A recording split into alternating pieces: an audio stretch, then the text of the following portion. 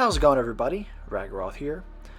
With Devil May Cry 5 Special Edition being released, it's sort of further solidified a pattern most of us noticed. Our boy Vergil always seems to be added as a playable character via DLC or a special or ultimate edition of a game. Why is that? The reason or reasons may be obvious, and you might be saying, well, no crap, Ragnaroth, I didn't need this video to tell me that. But I just figured it was worth talking about and just compiling the possible reasons for this. First, I want to look back at Vergil's playable or non-playable role in DMC games, as well as some other spin-off games that Vergil had appeared in. Let's get this party started! Devil May Cry, the game that introduced us to Dante and Vergil to a lesser extent. In this game, he was brainwashed by Mundus, or Mundus, I always forget which one it is, under the guise of Nelo Angelo.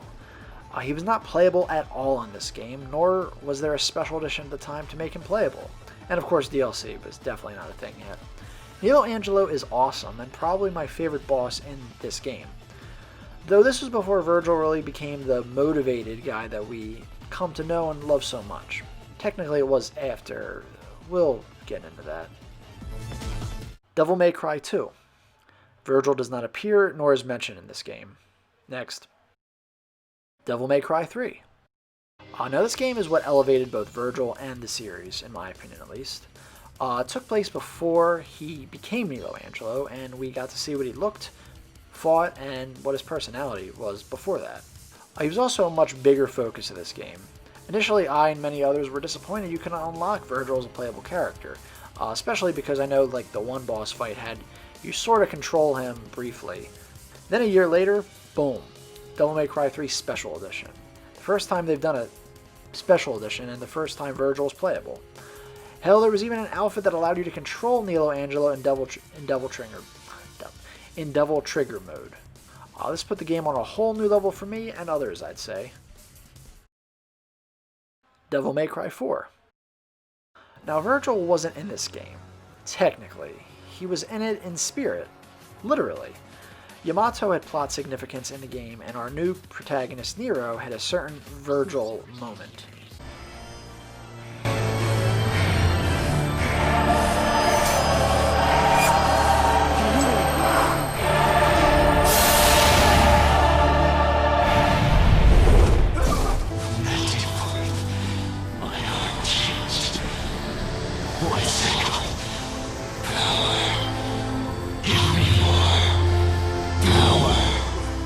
Also, Nero's Devil Trigger stand thing always kind of looked like Nelo Angelo to me. Not to mention Dante could also use Yamato in his own Darkslayer style later in the game. But let's come back to this game, shall we? Now it's time for everyone's favorite part of this video. DMC, the reboot. Vergil had a starring role in this game where he seemed like a good guy, but then betrayed Dante at the end of the game. Now this was a slightly unique situation with Vergil's playability status. He was not playable in the base game, however a month or so later after release they added a mini-campaign called Vergil's Downfall where he got his own levels and cutscenes. Say what you want about the game, but this was pretty cool. Granted, it sucks it was just 6 missions as opposed to a whole, if rehashed, campaign. There was a definitive edition that did come out a year later, and it did make Vergil playable in Bloody Palace. I don't know why he wasn't already when the Downfall came out, but whatever. Then around the same time of DMC Definitive, Devil May Cry 4 Special Edition came out, and added Vergil, Lady, and Trish as playable characters. This was hands down the strangest, but arguably best, Special Edition, because Vergil wasn't even alive in this game. This was released almost a decade later from Devil May Cry 4, and we all thought the original timeline of the series was done and over with. It turned out that Vergil's campaign actually took place before DMC 3, which actually makes it chronologically the earliest kind of part of the series. Apparently his story was supposed to set up a certain connection to a particular character, and a pretty obvious one at that. Before we get into DMC 5, let's take a look at a couple spin-offs. Ultimate Marvel vs. Capcom 3. I still remember the day when this was announced and they found leaked renders of all the characters that were being added, and I flipped out when I saw Vergil as one of them. I was over the moon, especially with Ghost Rider also being announced as well. But this game is literally Marvel vs. Capcom 3 Special Edition. The vanilla game featured Dante and Trish, but not Vergil. It was an interesting choice featuring Trish before Vergil. Supposedly that was a demand for Dante to be in the game in the first place. I actually don't mind. I was just happy to see DMC in Marvel vs. Capcom, and I loved playing as Trish. But yeah, the point is, once again, Vergil misses the mark for the vanilla version and makes it in the special version. Then he was also in Project Cross Zone 2, teamed up with Dante. Now in this case, he was in the base game, but I guess you can make an argument that it's still a sequel or a follow-up game.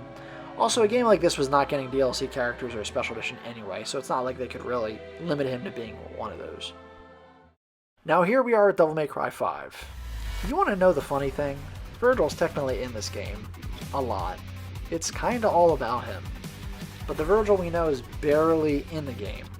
So what do I mean? Well, V, one of the main characters, and Urizen, the main villain, are the human and demon halves of Vergil, separated from him.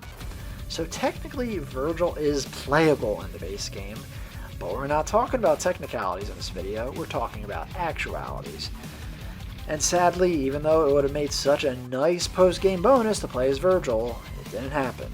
Well, without mods. And now here we are, DMC5 Special Edition with, once again, playable Vergil. So okay, now that we went through all of Vergil's appearances, playable and unplayable, why the hell is this magnificent, motivated man always a bonus when it comes to playing as him and not part of the main event? Well, here's a couple of reasons that I think are possible or maybe even proven to be the reason for this. Tradition. The first time Vergil was ever playable was a special edition. And while it's a norm for Capcom to do super versions of their games, this was the first time Devil May Cry got one. So I think making Vergil playable is just so associated with these special editions, they can't really see it any other way. I think I've seen people joke that Capcom literally is a button to call Dan Southworth, the voice of Vergil, when a special edition is being made. So they're basically just used to saving Vergil for these, and I think they just kind of do it out of habit. Vergil sells special editions. I'm not 100% sure on this, but I think I heard somewhere that the special editions are usually what fund a lot for the next Devil May Cry game. Hell, I think DMC4 Special Edition literally decided what direction the series took with its sales. So if the future of the series hinges on these special editions, they have to make sure they sell well. So in order for them to sell well, they need a big hook. Vergil is that hook. If Vergil was playable in a vanilla version, I'm guessing the editions would primarily be Trish and Lady like they were in DMC4 Special Edition. They'd probably be playable in DMC5 Special Edition. Now, would I buy special editions that added Trish and Lady when Vergil was already playable? Absolutely. But I'm a crazy hardcore fan. Other people may be more reluctant to do so. The ladies are popular, but not as popular as Vergil. Let's be real now. Vergil being playable isn't necessary to Devil May Cry.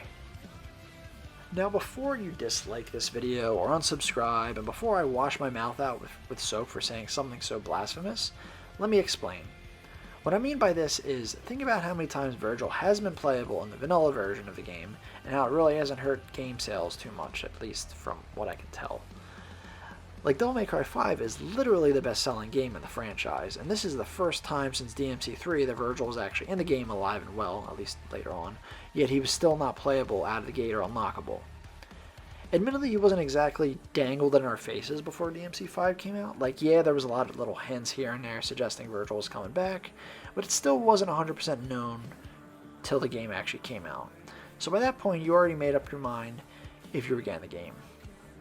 What I'm trying to say is, as loved as Vergil is, him not being playable is not going to cause a huge backlash.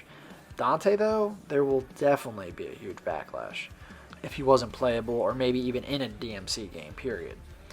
Vergil is very popular among DMC fans, but video game fans in general, I sadly don't think so. Devil May Cry is in a weird transitional place between niche and mainstream, when people that aren't fans probably just think of it as wacky redcoat, dual pistol sword man that eats pizza and says "Let's rock baby" and jackpot. His status in the story. Every game, at least in the beginning of it, Vergil's either dead, possessed, split into his heartless and nobody. Only exception is Devil May Cry 3, but again, this game was like the real introduction to him, and Capcom didn't know how popular he'd be, I think. Though this is kind of why him not being playable in the vanilla version of DMC5 is probably the most frustrating, since even though his regular self wasn't present for much, he was still there with his model, voice, and even a moveset to work with. It also probably doesn't help that he's usually an antagonist. Priority with other characters. This is kind of similar to the previous reason, but lastly, what I think also doesn't help is that ever since after DMC3, DMC has always had more than one playable character at launch. DMC4 with Dante and Nero, and DMC5 with Nero, V, and Dante. Vergil, I think, just wasn't a priority, especially, again, with him always being dead or something. I think if he wasn't dead, he would probably have been playable in DMC5 at launch. V was both an experimental character and sort of a catalyst to help properly bring Vergil back to life in the story. These are the 5 big reasons why I think Vergil tends to always be relegated to DLC or a special edition. What I'm hoping for the future is that since Vergil seems to be fine at the end of DMC5, by the way, at the time of recording this, I haven't seen the new ending in Special Edition, so please don't spoil it. Not to mention, but him and Dante at least seem to be getting along more now. So hopefully this means he will have a bigger role in DMC6 and playable at the start. And hopefully maybe with a bigger change in his kit as well. The concerning thing is that Capcom has said that DMC5 is the end of the Sons of Sparta saga. But maybe this means they're not fighting each other anymore. Also, again, I feel like a lot of people will be pissed if even Dante isn't playable. But let me know what you guys think. Sorry for rambling, and sorry if the recap was longer than the actual reasons. Let me know if there's a key reason for Vergil's situation that you think I missed. But thank you so much for checking out this video, and as I always say, another time, another place, keep being awesome and motivated.